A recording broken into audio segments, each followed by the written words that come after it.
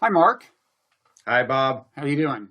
I'm doing well. Good. Let me introduce us. I'm Robert Wright. This is The Wright Show. You are Mark Smith, a professor of political science at the University of Washington, also an adjunct professor of comparative religion. You've written a few books: American Business and Political Power, The Right Talk, How Conservatives Transformed the Great Society into the Economic Society, and most important for our purposes, because this is what we're going to talk about today, Secular Faith, How Culture Has Trampled, although you might say, no, you would say trumped, which is what you said. Secular Faith, How Culture Has Trumped Religion in American Politics. Nice looking jacket, by the way. Yeah, it was My great. compliments to the University of Chicago Press. And congratulations on the favorable review in the Wall Street Journal last week. Thank I assume you were happy with that. Oh, very happy with that. Yeah. In the world of reviews, as you know, you never get a review that says you're brilliant. This book will transform the world. There's always some criticism, and it's just a matter of how much. Right. And the criticism, within the context of the review, I thought it was fair. And if you read the whole book, I could have a response to it, but basically it was a very positive review with raising, an objection or two, and that's as good as it ever gets. It would have to be a pretty bad review before you'd regret it being in the Wall Street Journal, and this was a long way from that because it was overall a favorable review. So is it too simple to say that your thesis is that religion is not as important as people think it is? That'd be a little too simple. Okay. Because I would say that religion is a moving target. So it can be important in ways now that are very different than the ways that it used to be. And religious groups, which in America means mostly Christian groups, since those are the biggest ones, the ones that have the most power, they change the issues they're interested in and their positions on those issues in response to secular forces.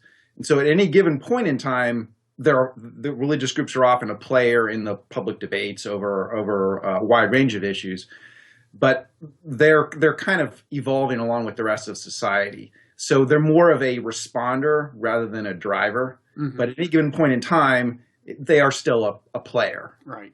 And this surprises some people because when they look at issues like abortion, homosexuality, both of which you address at chapter length in the book, you also look at women's rights and also some issues that have been, in a certain sense, settled. Certainly slavery, which is one thing you look at, and divorce, which is, people have more or less come to accept.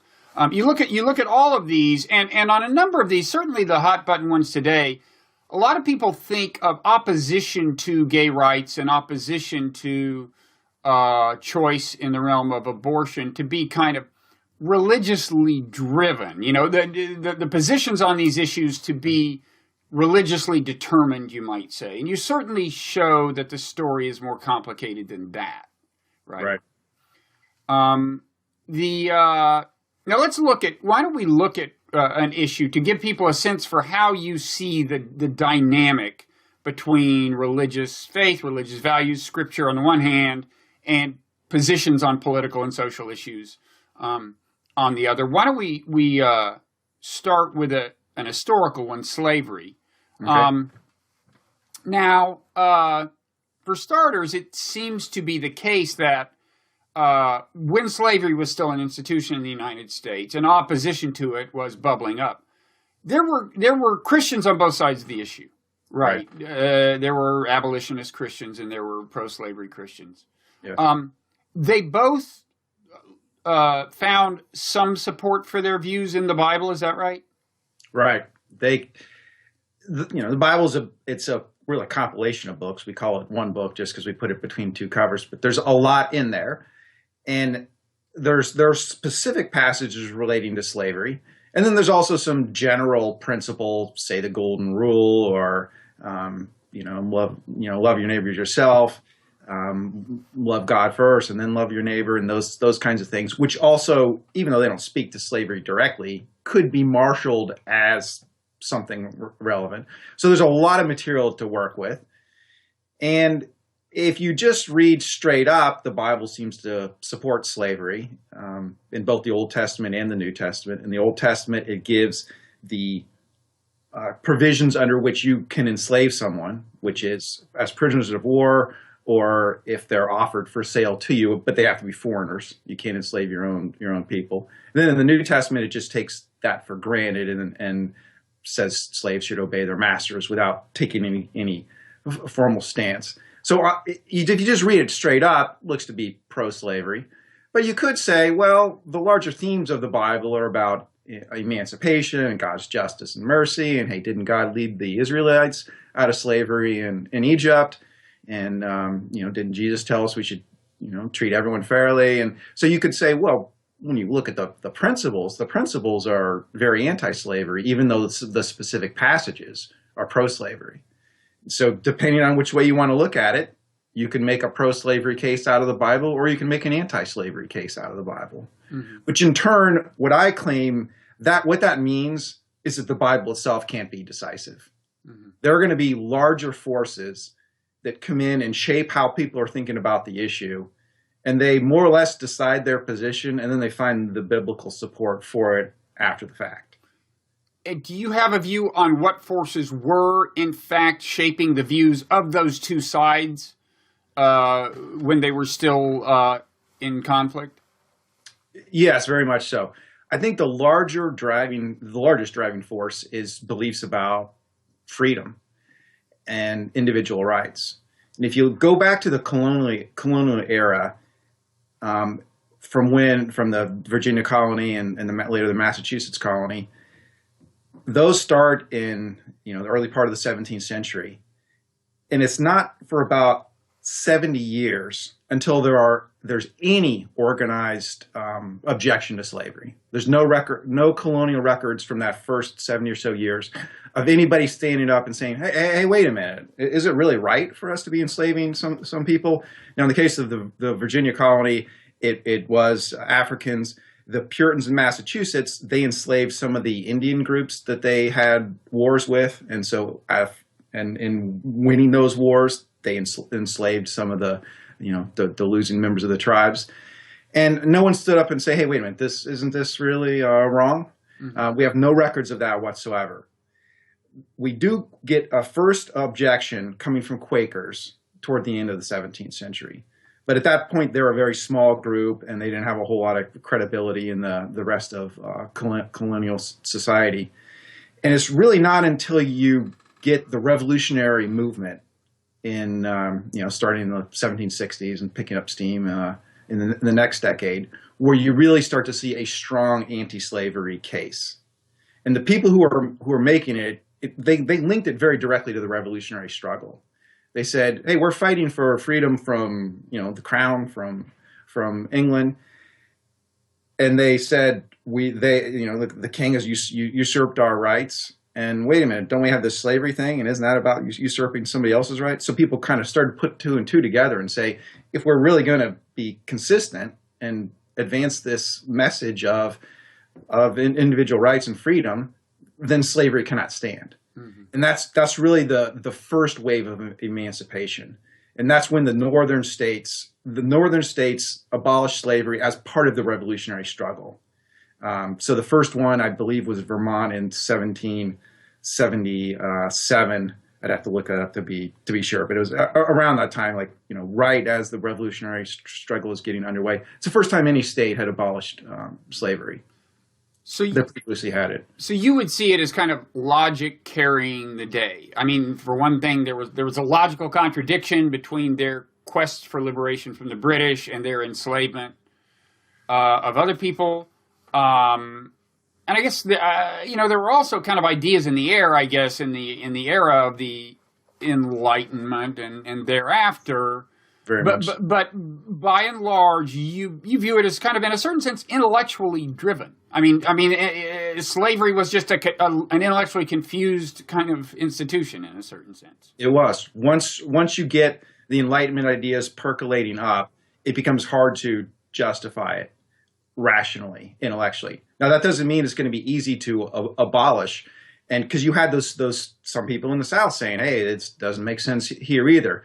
But the big difference between the northern states and the southern states was in the northern states, slavery was not a very big part of the economy. They had it, but there weren't that many slaveholders, and the kinds of crops that grew in the north, wheat being one of the big ones, it didn't lend itself to slave labor in the way that tobacco did in Virginia. And why is that, by the way? Why it seems like it would be cheaper for a farmer either way to have free labor, but well, tobacco needs more kind of round the calendar kind of care, whereas wheat's much more cyclical. So it's a higher labor input per something. Higher labor input, and with wheat, you have a lot of work at the planting time, a lot of work in the harvest time, and not as work in between. You do have weeding and I see some requirements, but when it comes harvest time, if you have slaves around, sure, you can work them, But then you've got to feed them. You've got to feed them year round and keep them year round, and they're not as I see. Exactly. So okay, so it sounds like, there is on the one hand the power of ideas. On the other hand, material factors like economic situation influence your receptiveness to the ideas in the air. Yeah, and the political power of the people who could object. So the slaveholders in the North, they lost property. That's what slavery is. You're holding someone's property. The northern states, they when they abolished slavery, people who owned slaves, you became poor because that's it was like owning a house or a car or whatever. That was your property. Now the emancipators did try to soften the blow by making it gradual emancipation, so that anybody who was currently a slave would remain so for the rest of their life, but any of their offspring would be freed. Mm-hmm. And so actually on the eve of the Civil War, you still have slaves in northern states, which most people don't realize, because since it was gradual emancipation, if someone was 10 years old in 1780, let's say, they lived to be 80, then by 1850, 1860, they're still around, and so they're still enslaved. And in New Jersey was, I think, one of the last states to abolish in the North, and it wasn't even until the 1890s. Wow. So you could easily have people in their say 60s or 70s in New Jersey who were still slaves. Wow, that's amazing, because I live in New Jersey. But the point. Just let me finish this point. So then in the South, that you could sugarcoat it a little bit in the North by saying, all right, it's going to be gradual emancipation, and then the forces supporting it could basically just overwhelm the forces opposing it. It's a political struggle. But in the South, many more slaveholders. They're much more likely to be in the legislature. You couldn't push them around as easily as you could push around the northern slaveholders. Okay. So you note that, now there's basically no Christians espousing support for slavery. And you say that, that they now use interpretive methods, meaning interpretation of the Bible. They use interpretive methods exclusively from the abolitionists. In other words, we referred to this, back in when slavery was a big institution, there being this split in how you interpret the Bible. The interpretive methods of the abolitionists are now the mainstream interpretive methods of Christians who think about this at all. And you say this in a context. In the book you've just brought up Sam Harris, who is famous so-called new atheist, who is listing, as you note, all these things in the Bible that seem to be pro-slavery, by way of making his general argument that religion is a bad thing.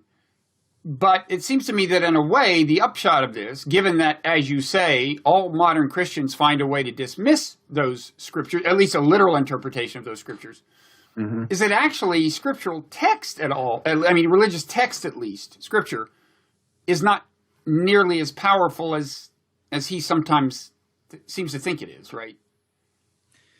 Yes, and I would add to that he's got kind of another agenda going on, which is he's wanting to say, look, the Bible supports slavery. We know slavery is wrong.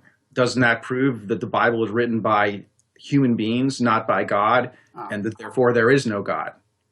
That's kind of his train of logic. where by pointing out hugely immoral things, and it doesn't, by the way, stop with slavery. You could go on to, genocide and women being subservient to men and on and on. Mm-hmm. Harris wants to say that shows that the Bible was a human creation, and we certainly don't trust it on those issues. So why should we trust it on anything? Uh-huh. Now, if you're a modern day Christian and you want to uphold the authority of Scripture, you're kind of trapped, because if you just read the Bible straight up, oh yeah, those passages supporting slavery are there, and you got to figure out how to handle that. Well, the abolitionists, they came up with means to do it, and so I mentioned before the so-called spirit of the Bible. That's one way to do it.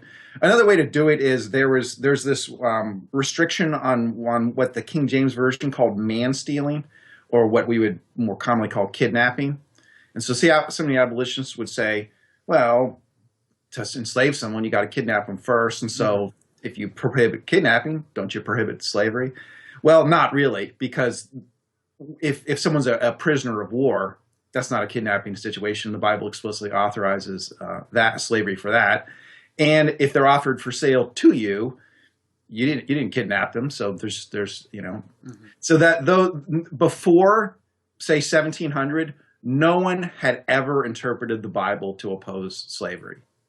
There were Christians who opposed slavery for sure, and many who were very passionate about it, but they didn't use biblical arguments.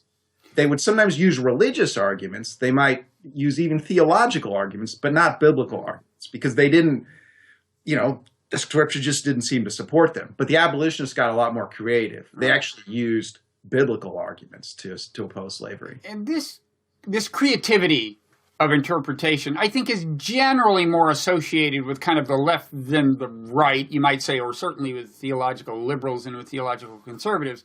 But I think one thing that comes through in your book is that people of all political persuasions wind up using these, finding interpretive flexibility to some extent or another in various, and selective reading of Scripture. They all find ways of taking the Bible as something other than a top to bottom literal kind of mandate, right? Yeah, very much so. I mean, one theme that comes out of the book, I don't stress it a whole lot, but even people who might be called fundamentalists, and I realize most people don't like that label anymore, even though it started out as a label of just a descriptive label. And it was their label, I think. Right? There was a book called The Fundamentals or something like that, and they embraced it. Right. It was initially they were advancing it as a positive label, but over time it became kind of tainted. So these days, not too many people call themselves fundamentalists, but their descendants who would probably call themselves evangelicals rather than fundamentalists. They actually are not biblical literalists. They often get accused of being biblical literalists. And people who want to say, like, oh, that's the wrong brand of religion will often say, well, they just believe in a literal reading of the Bible. Surely no one would accept that. But actually, if you dig deeper, you find that, as you just said, all brands of Christians are using creative interpretive methods. They might be literal on certain things. So take, say, the young earth creationists.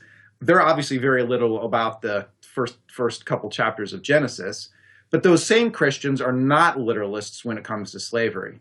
They will say, well, those passages related to slavery, you need to interpret them in their context, and they don't mean what you think they mean. Mm-hmm. And then there's the larger themes of the Bible, or there's the prohibition on kidnapping. And so those should be the driving interpretive, passages that override the ones in slavery. Mm-hmm. And so the people who get accused of being literalists, they're actually not literalists.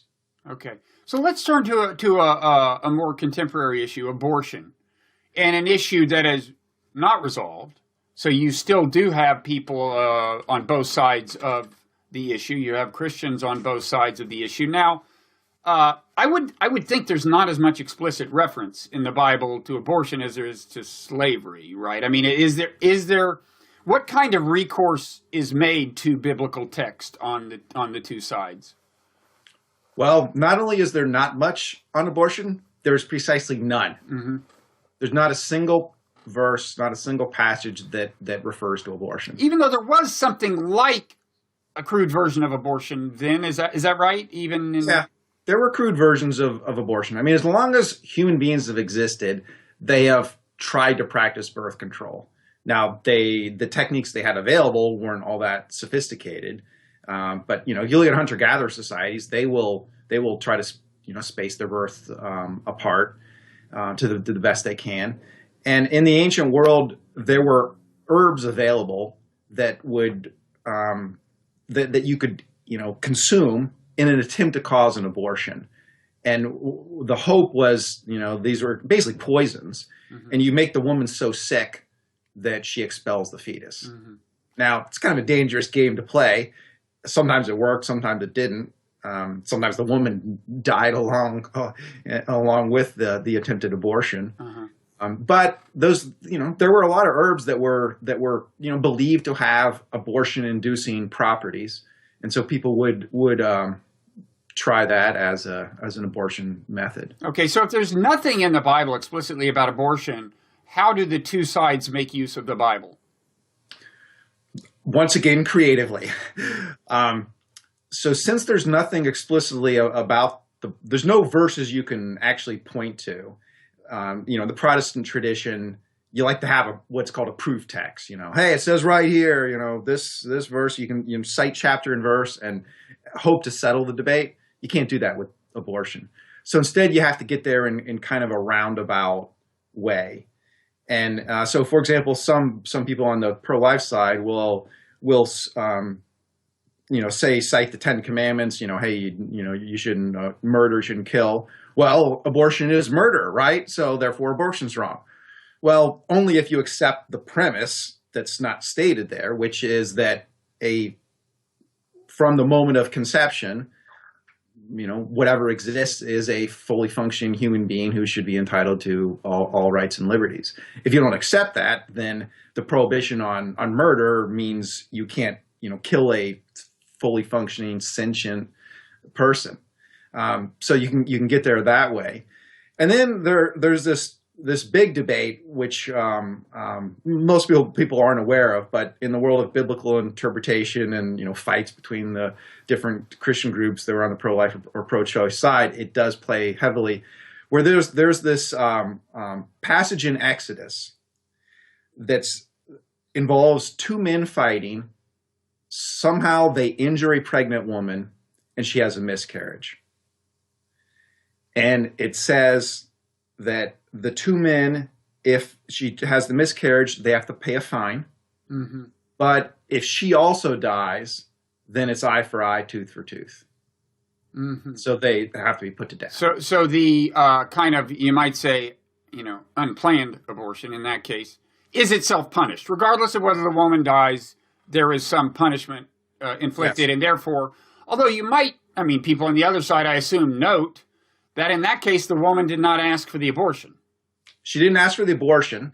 And also the punishment, it's not death. If the injury just causes an unplanned abortion, the punishment is a fine. And they would say the implication is that therefore it was not a living human being. Exactly. So the pro-choice side loves that passage because it seems to say so that passage is used exclusively by the pro-choice side. Yes. Okay. Until 1977, when the New International Version comes out, and it became the first translation to translate that verse differently. Oh. So up to that point, even in Catholic Bibles, it was always translated as the woman miscarries, you pay a fine. If the woman dies, the two men have to be executed. That's the way it was always translated, even in Catholic Bibles. And you would think if there's any institution that's known for being pro-life and would look for any kind of advantage it might have in the abortion debate, you'd think they might have translated the verse that way. But the New International Version comes along, and they translate the verse differently. So this isn't just a matter of interpretation. They're now actually offering a new translation. And their translation says if the woman, whether the woman dies or not, even the miscarriage is sufficient to call eye for eye, tooth for tooth, the two men have to be executed. That is a significantly different translation. I mean, usually questions that involves the structure of the sentence, right? I mean, usually questions of translation are about individual words or perhaps idioms, but it seems like you really got to rearrange the sentence there. You do have to rearrange the sentence. And I argue in the book that it's no coincidence that the first time this translation appears is 1977.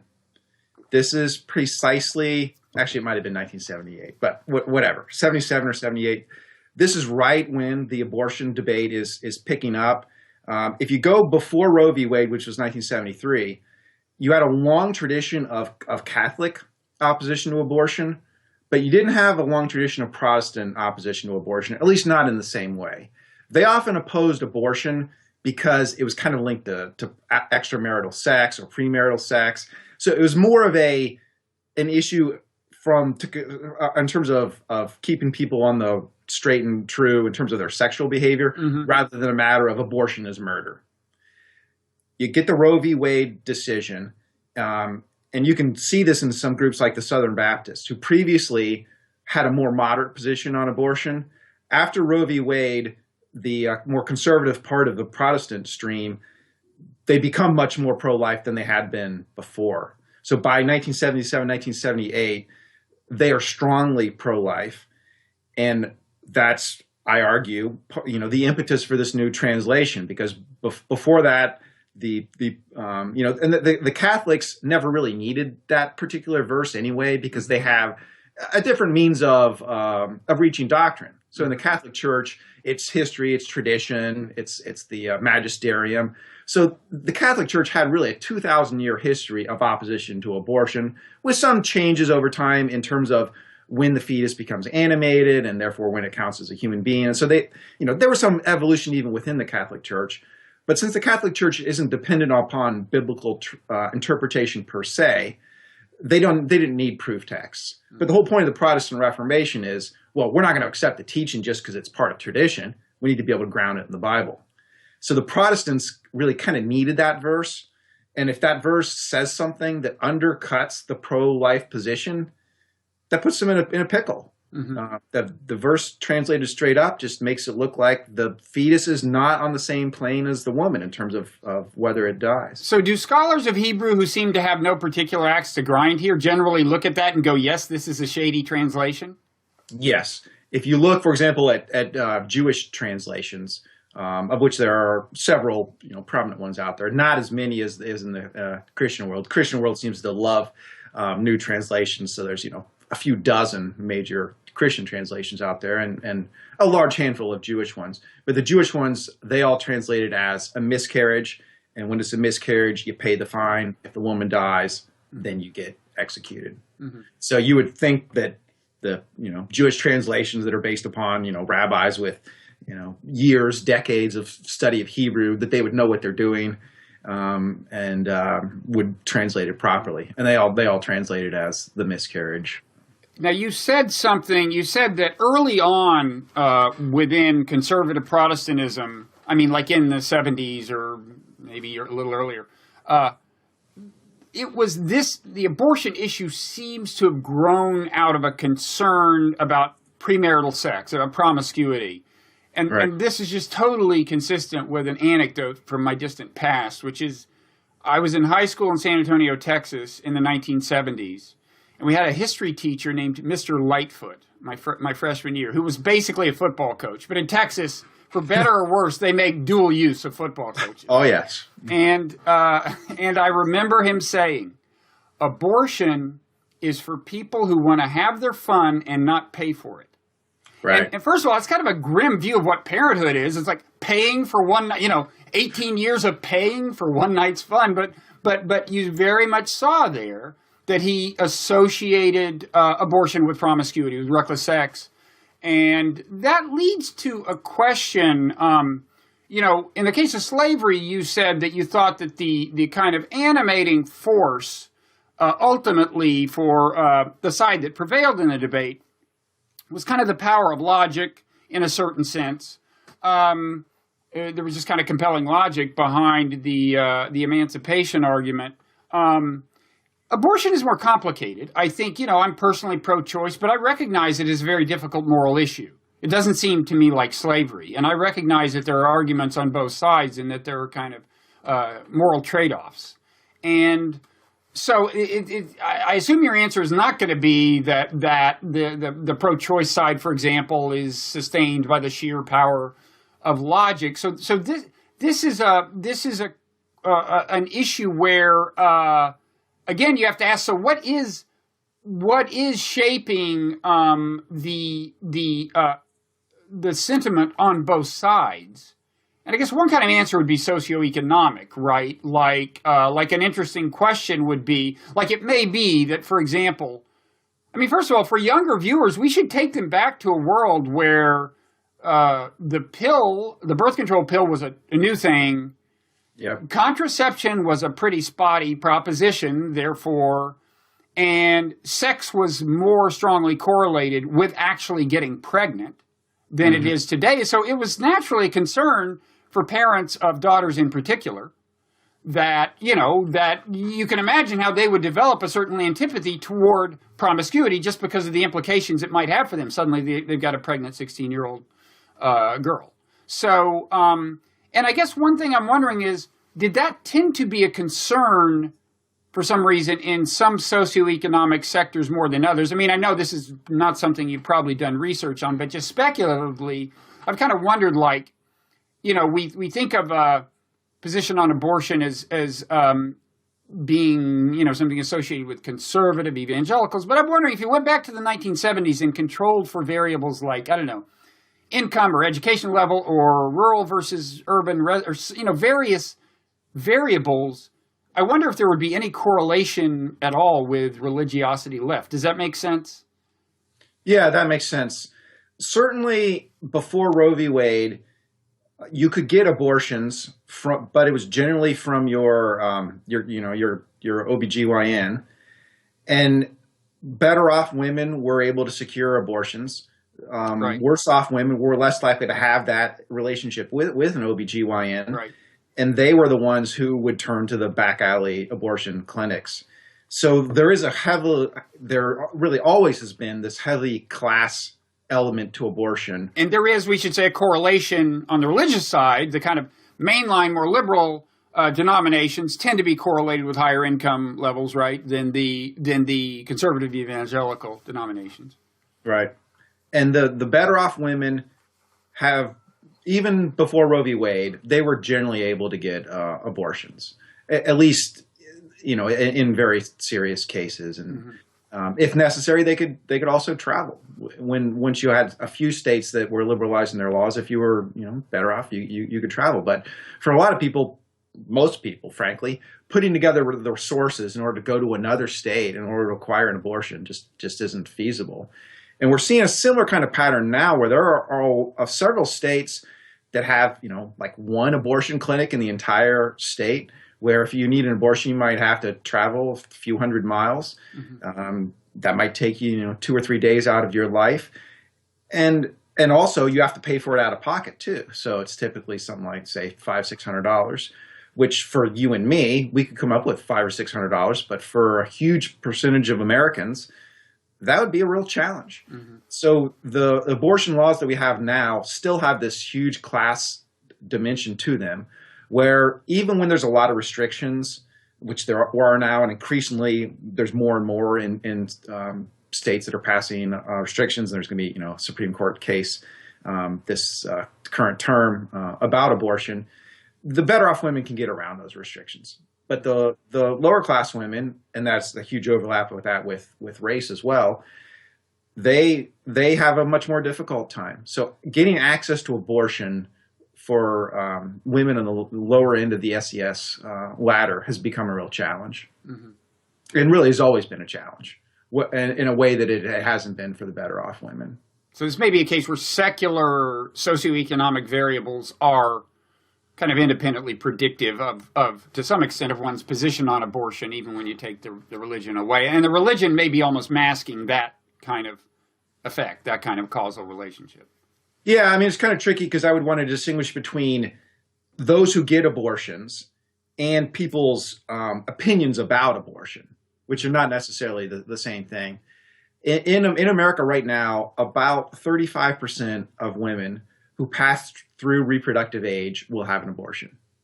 So, a huge number.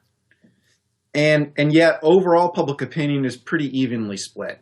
For example, if you ask people to call themselves pro-choice or pro-life, it's pretty evenly divided. And if you ask people, would you support an abortion under the following circumstances? You get heavily support for life of the mother in jeopardy, like 90%, something like 80 to 90% for cases of rape or incest. But then after that, it drops off a lot. If you ask people, do you think someone should be able to get an abortion because, say, they are poor and can't afford any children? You get a majority saying no. Should someone be able to get an abortion if, they already have kids and they don't want any more? You get a small majority saying no. So the country is very divided on abortion. And if these 35% of American women who have abortions, you might think that's a huge pool of support for abortion rights, but actually not necessarily. Just because someone has had an abortion doesn't mean that they're going to necessarily be supportive of the right more generally. Okay. So let's move on to homosexuality.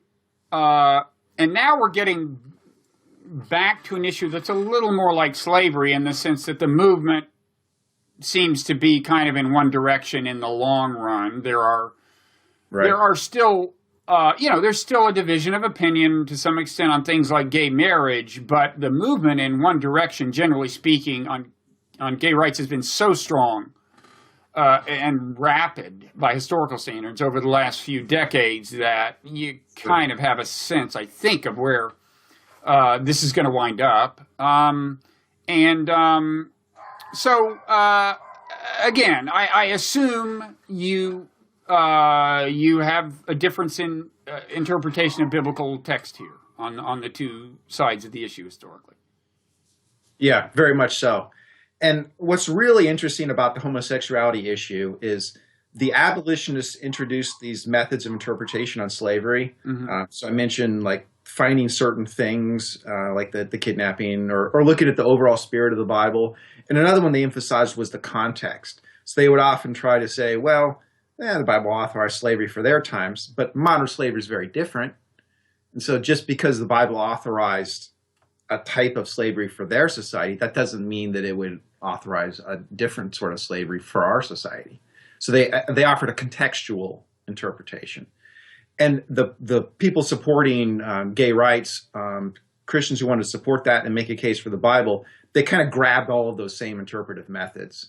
So basically the abolitionists handed, they didn't intend to, but they pioneered a method of interpretation that those Christians who want to support gay rights later picked up. So once again, just like slavery, if you read the Bible straight up, it looks to condemn homosexuality in no uncertain terms. Most people are aware of the Leviticus passage, a man shall not lie with another man. And by the way, it prescribes the death penalty for those who do so. In Romans, the Apostle Paul refers to people committing shameful and unnatural acts with their own kind and describes what seems to be homosexual relations. And he includes both men and women in that, by the way, the one part of the Bible that refers to female homosexuality in addition to male. And there's a handful of other verses that look in no uncertain terms to condemn homosexuality. So just like the slavery, if you just read it straight up, hey, it looks like there's only one plausible answer. But then the supporters of gay rights come in and say, well, wait a minute. Yeah, that looks like it's condemning homosexuality, but what was the type of homosexuality that was practiced in ancient times? It certainly wasn't committed long-term same-sex relations. That form of homosexuality didn't exist. Instead, what you had was things like male prostitution in pagan temples. You had pederasty, which were arrangements in the Roman world of an older man who would mentor a younger man or even adolescent boy, and it could involve sexual relations, which could be seen as sexual exploitation, since it's the younger man or the adolescent probably doesn't have a lot of choice in the matter. So those were the kind of situations, those were the forms of homosexuality that existed in the ancient world. So the pro-gay rights Christians will come in and say, what the Bible's condemning is not committed same-sex relationships, because those didn't exist. What they were committing was their certain forms of homosexuality. Just like the abolitionists said, what the Bible was allowing was a specific type of slavery, but that doesn't mean that modern slavery would therefore be justified. So it's this contextual type of interpretation where what the text seems to say, well, maybe it doesn't mean that if you bring in the larger context. Now, again, as for what has motivated the change in views, of course, there are appeals to logic that are cogent, right? But I've always thought that there was a different dynamic at work. I mean, I would say generally, when people appeal to logic, like human rights, Enlightenment era ideas and so on, I personally am almost as skeptical as when they appeal to the Bible. In other words, yes, whenever we want to make an argument about something, we appeal to some source of authority. And it could be, John Locke, or it could be the Bible, or it could be any number of things. But it seems to me that it's still a separate question as to why we are first motivated to appeal to an authority to support that position as opposed to another position. And I don't deny that it may be the power of logic sometimes. I think sometimes it is. But I've always thought that in the case of homosexuality, leaving aside the logic of the argument, one thing that I just thought I saw happening was once gay people started coming out of the closet, more and more people realized that they already had a gay friend or a gay relative. And it just seemed to me that led to more liberal attitudes. And then the more liberal attitudes were, the more people came out of the closet. And it was just this kind of self-sustaining thing. I mean, I have seen people I know, including relatives, religious relatives, evangelicals. I've seen their views transformed in that way. And interestingly, sometimes it seems to carry more broadly. They become open to liberal ideas more broadly. So I guess my question to you is: does that seem to be at least part of the dynamic to you? What is your? I know in the book you talk about the time when gay people first started organizing as an interest group, and first started finding a voice, and you do locate that as kind of the beginning in some sense. But what's your overall take on why there's been such rapid progress here? Yeah, I think you summarized it nicely. So we get a gay and lesbian rights movement. Starts off very small and it's kind of hidden and discreet, becomes more out in the open, late 60s, early 1970s. But throughout the 1970s, it's not really penetrating the larger public. So there is an organized movement, but the general public is not becoming more supportive of gay rights during the 1970s. It's pretty flat. And it's also not becoming much more supportive during the 1980s. So this dynamic that you're mentioning of people coming out of the closet and then friends, family members, coworkers becoming aware of that dynamic hasn't really kicked in yet. So you had a lot of gay people in that era who still were closeted. And the one thing that I would add to the summary you gave was media coverage, I think, also plays into this. It's really interesting if you watch some movies from, say, the 1970s, 1980s. I mean, most of the time they're not going to reference homosexuality. But when they do, it's generally negative. I was just struck by this when I was just watching Fatal Attraction on Netflix a couple of months ago, which I think was 1987.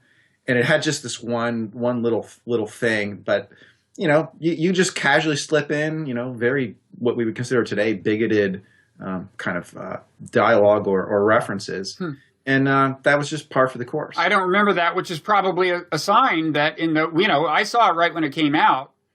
It's interesting. When I saw that movie, I was at the New Republic, where Andrew Sullivan, while I was still at the New Republic, a couple years later, wrote his cover story on gay marriage, which was the first time I'd ever encountered the concept of gay marriage. I think it all happened so fast. But I don't remember the gay slur or whatever it was in that movie, and that's probably testament to exactly what you're talking about. It was just a different time, and you took it for granted. Right. And it was very minor. I mean, I picked up on it because I'm interested. Most people might not even pick up on it. And that dynamic starts to change in the late 90s. So you get, Will and Grace as the first show. The gay character, Ellen DeGeneres, comes out of the closet.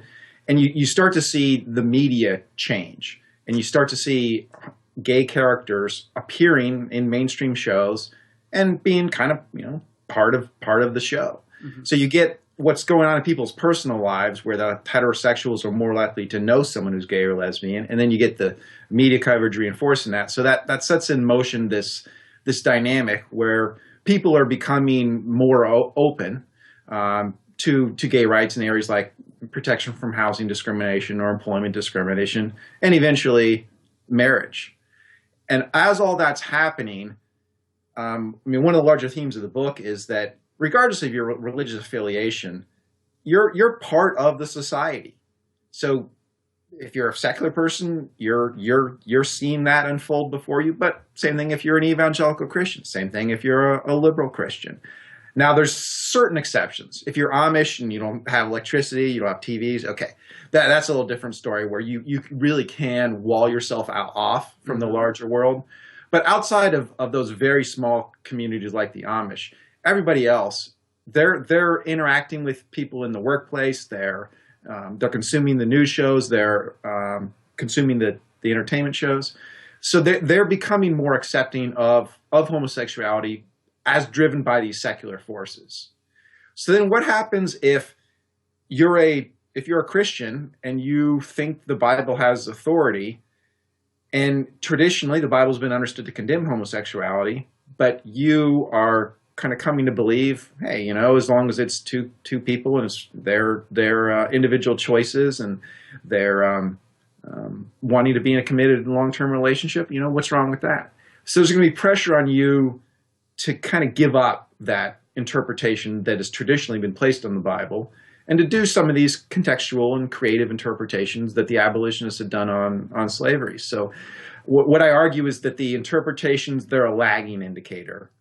The culture changes first through all these forces we're talking about, gays and lesbians coming out of the closet, through contact with heterosexuals, through the media. And then the interpretations are evolving as a response. And in the case of homosexuality, where are we in that process? Are you seeing some of the reinterpretation even among people you might have identified as conservative? Or are we not yet seeing much interpretation, or what? Among the people that we would call conservative, for the most part, they're still saying these interpretations are bogus. They say, to the other side, you're trying too hard. You're making this stuff up. Mm-hmm. And they actually have a good case if you just read the verses straight up. If you read the verses straight up, they appear to condemn homosexuality in no uncertain terms. So at this point, the more conservative side of that issue, they haven't accepted these new interpretations. But what they have done is they've given less attention to the issue than they used to. Mm. And they've also softened their rhetoric. So if you go back again to, say, the 1970s into the 1980s, among the leading Christian figures of those eras who were opposing gay rights, this would be people like Anita Bryant in the 1970s, Jerry Falwell and Pat Roberts in the 1980s, going into the 1990s. They would say things like, the gays are coming to get you and your children. They're going to infiltrate the schools. The teachers are going to be molesting your kids. The gays are, they're immoral and they should be condemned. And it was a very harsh language that was used on them.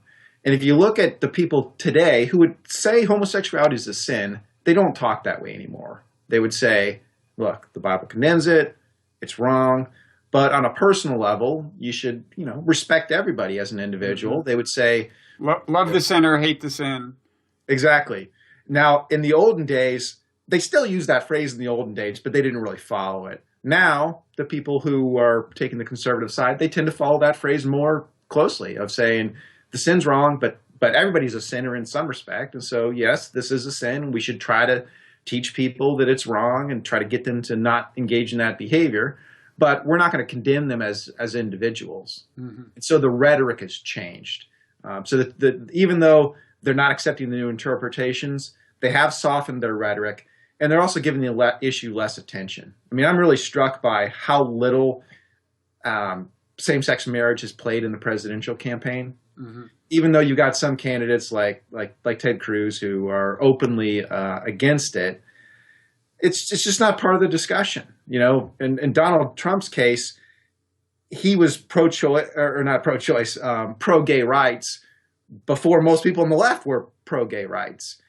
And when Ted Cruz tried the New York values kind of critique, mm-hmm. I mean, if you read between the lines, it was about abortion. It was about support for gay rights. It was about being married 3 times. So Trump's got plenty of material. He gave Cruz plenty of material to work with. But the whole same-sex marriage issue, it just hasn't gotten much attention. So now it's sort of settled as a matter of law. It's not settled yet in terms of public opinion, and there are a lot of people who still oppose it in that respect. Right. And Donald Trump's 3 marriages lead us to another of your chapters on divorce. That's another case where things have changed, I think, more rapidly than younger people may realize. I mean, Walter Lippmann, who was writing in the first half of the 20th century, so that was a while ago, but I don't know when he got his divorce. It was the 30s or something, but maybe the 40s, but he had to, could have been the 50s, but anyway, he moved to another city because the social fallout was so extreme, mm-hmm. from actually leaving his wife and marrying another woman. Right. And, now we're to a point where it's just, I don't know when the last time I heard somebody actually pass judgment on someone for being divorced, although that was common when I was young. And so it's another rapid change, and I assume, that too has been reflected in, that's been going on long enough so that it's pretty much played out on the religious front, right? Oh, absolutely. It's really not a big topic of discussion. Candidates don't take stands on the issue. And another, anecdote about how it used to be considered scandalous if you had a divorce. In 1964, in competing for the Republican nomination, back when the party conventions controlled who the nominee was going to be, Nelson Rockefeller was one of the leading candidates. He'd had a divorce, and that was considered, one of the things that knocked him out of the running. Was, we're not going to nominate somebody who's divorced and remarried. And then by the time Ronald Reagan runs in 1980, he was also divorced and remarried. But that intervening, 16 years, a lot had changed during that time, where you just didn't condemn people for having divorces anymore. You don't, like you said, you don't pass judgment on them. If for anyone I think who's been married, when you hear about someone having a divorce, you feel for them because of the difficulty of it and all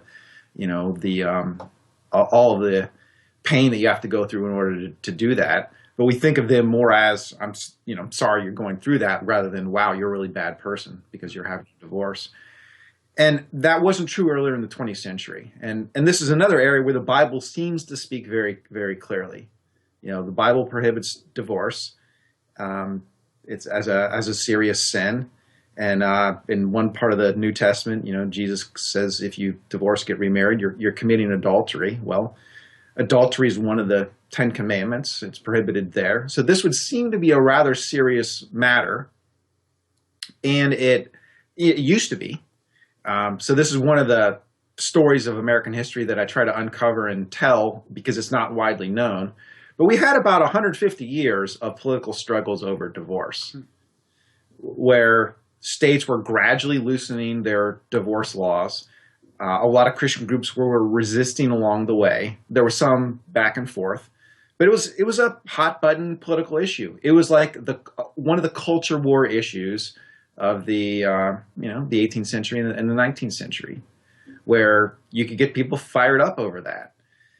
And if you're a candidate, you would often have to take a stand on what do you think we should do about state laws and divorce? It was more at the state level than the federal level because the marriage laws have always been state by state.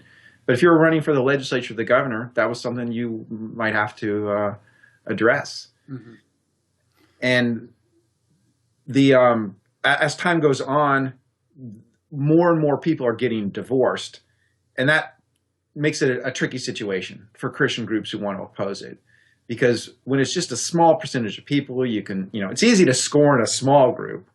But once it becomes your brother, your cousin, right? It's a little like homosexuality in that, except it's a little different. But as there are more divorces, you're more likely to know someone and be in a collaborative relationship with someone at work who's been divorced. It just becomes a harder thing to condemn. Exactly. So I think the same pressures that emerge on homosexuality also emerge in divorce in terms of contact with people in that situation. It becomes harder to condemn them. And the churches gradually relent. By about 1920, 1930, they've essentially given up the fight, where they're no longer going to make a political issue out of it. That's not to say that they welcome divorce or didn't advise people against it, but it was no longer going to be a political struggle in the way that it had been before. So we're kind of getting short on time, but let's touch on the fifth big topic that you address, which is women's rights.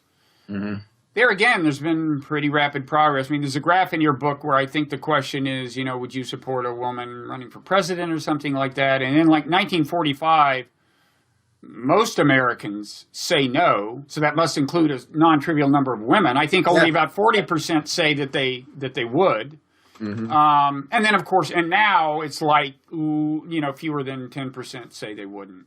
Yeah, it's like 3%. Yeah. So another case of rapid change, and I guess you see the same story of reinterpretation. Is it an issue that again is fairly explicitly addressed in the Bible? I mean, it's a vaguer issue. It's not as vague as like adultery, divorce, it's not like a binary thing. Women's rights can refer to any number of things, but how embedded in the Bible is that issue? Certainly you don't get something as specific as, accepting a woman, a political executive. Mm-hmm. You don't get it at that level. But you do get things like whether women can be pastors and whether wives should submit to their husbands. And things like whether women should stake white in church. All those things are addressed in the Bible. And it's really a similar pattern where the traditional interpretations were all, women should be barefoot and pregnant. And the man's in charge in the marriage, and women can't be pastors, and they're supposed to sit down and shut up when they're in church. And as time goes on, a lot of women in the first women's rights movement, so in the middle of the 19th century, as back then the pressure was for married women's property rights and eventually the right to vote and some basic civil rights. They go back to the Bible and they start finding instances of women who did seem to be serving in leadership roles in churches, of women who were in positions of political authority. It wasn't the majority, but it happened on occasion. And they said, well, what about those examples? Doesn't that show that if a woman's qualified and otherwise competent, that couldn't she hold a position of authority? And then they, in terms of like the marital relationships, they start to come up with this notion of mutual submission. So yeah, the wife's supposed to submit to the husband, but this husband's also supposed to submit to the wife. And so the husband doesn't, call all the shots in the marriage. And so you get those new interpretations coming along, and those fights do still continue. In terms of, say, the women's ordination, most Protestant denominations, it's a big split. So the more liberal ones have accepted it, the more conservative ones have not. So the Southern Baptist Convention, which I know you grew up in, does not accept women pastors. Catholic Church certainly doesn't. But some conservative ones, like the Pentecostals, the Assemblies of God, they accept women pastors. And it's the same kind of interpretive struggle that goes on, where one side, if you just read the arguments of like the pro-women's ordination side, you just read it and you're like, oh yeah, well, that settles it. Then you go and you read the anti-women's ordination side, they've got their verses to cite, they've got their contextual interpretations, they've got, their means. And So it's hard for the text itself to be decisive. It's like you bring things to the text, and then, I mean, I don't know if I'd want to go so far as to say the text means whatever you want it to mean, but we're kind of heading in that direction. Mm-hmm. I mean, that's kind of the upshot of your book. Maybe a slightly oversimplified version of the upshot of your book, but the text is very flexible in the long run, and the determinants of your position on these various issues must lie in something other than religion, broadly speaking, because you tend to have, say, Christians on both sides of the issue. Right. And you know, what you just said about ordination of ministers reminds me of a thought I had while reading your book, which is just that, you know, there is this critique of religion out there, which I guess is kind of associated with the new atheist, but the idea is, look, it's no wonder that you find reactionary views, you know, in the eyes of the people making this argument, that you find reactionary views on the part of religious people because they just fundamentally do not think rationally, right? They have this kind of religious, you know, they have this appeal to some supernatural authority that they imagine, and they're just not kind of thinking clearly to begin with. So naturally, they are not responsive to Enlightenment era arguments and so on. But one problem with a real simple version of that is that, you know, the Catholic Church at a sheerly intellectual level has been relatively progressive, I would say. You know, early to reconcile themselves to evolution. Indeed, the Jesuit order produced important paleontologists who were priests, you know, and so on. There's been a real engagement with science, and I think at an intellectual level, and in a way at a level of theological interpretation, Catholicism has adapted to modernity faster than a number of Protestant denominations, you might say. And yet, on reproductive issues, the Catholics are the most conservative in the sense that it isn't just abortion, it's contraception, right? And when it comes to the ordination of ministers, as you said, Pentecostals permit female ministers, but the Catholics still don't, and so on. So I just, you know, there just doesn't seem to be this simple correlation of openness to kind of between intellectual liberalism, you might say, and kind of moral liberalism, if that makes sense. Yeah, very much so. And another complication with the Catholic Church is, since it positions itself as a 2,000-year history, you know, with tradition, kind of the official position of the Catholic Church is we don't change. Now, the unofficial position is, yeah, they do change in certain ways, but it's hard. The Catholic Church is this huge ship, and it's very hard to turn it. Even Pope Francis, you know, he's turning it, but really not as drastically as a lot of people have thought. He's turned it in terms of what the Pope says, but the Pope doesn't, you know, kind of set policy, doesn't set doctrine for the Catholic Church in the way that most people assume. It's actually a lot easier to change Protestant denominations than it is to change the Catholic Church. And there's a lot more different. Which is a great irony, because the whole point of the Protestant Reformation was the sense that, oh, you know, the church now is different than it was in ancient times, so we're going to go back to the Bible, and the Bible is going to be our rock, our bedrock. If we just go back to the Bible, that'll give us all the answers. But the great irony is, it's a whole lot easier to reinterpret the Bible than it is to get the Catholic Church to change its position on something. Because there are fewer institutional constraints for Protestant denominations, and there are more denominations out there experimenting with different interpretations, which in turn influences the others. Right. I mean, if you're a Protestant church that is attracting a lot of people to your church, people are other denominations and other churches, they're going to pay attention to what you're saying, right? I mean, it's not quite like two companies competing for customers, but there is just more kind of ferment when you've got a lot of different independent entities, you know, that are free to come up with new interpretations, whereas the Catholic Church is just this one huge thing. Yep. And would you say, in closing, that what would you predict then, given what you've seen about the rate of adaptation in the Catholic Church? What might, for example, a proponent of gay rights realistically hope about what Pope Francis's, you know, relatively tolerant utterances might foreshadow about actual doctrinal progress in the future? Do you think it's going to be a long, long wait, or what? I think the best that one would hope for who wanted the Catholic Church to be more accommodating toward homosexuality is that it would do essentially the same thing that it's done on contraception, which is to keep the doctrine, but look the other way when people ignore the doctrine. In terms of contraception, everybody knows that the Catholic Church, the official position is still it's a sin, and yet the rate of contraceptive usage is not any different among Catholic men and women than among non-Catholic men and women. So it is violated, or it is honored in the breach, as they say. And it's going to be very hard for the Catholic Church to ever say, relations between two men, or same-sex relations between two men or two women are acceptable. I don't think you're going to get that. But what you can get is that's the official doctrine. But then in practice, if two gay guys show up at a Catholic church, they would be welcomed and treated like anybody else would be. So I think that is the future we're heading toward. And a lot of the Pope's statements, they are pushing along that lines. I mean, when he said in response to a question about homosexuality, who am I to judge? Right. That kind of seems to say, it's personal. If he can't judge, what Catholic can, right? I mean, that's kind of a message to everybody. Yep. And so notice that he hasn't tried to change the doctrine. Right. Because it's really hard to change doctrines in the Catholic Church.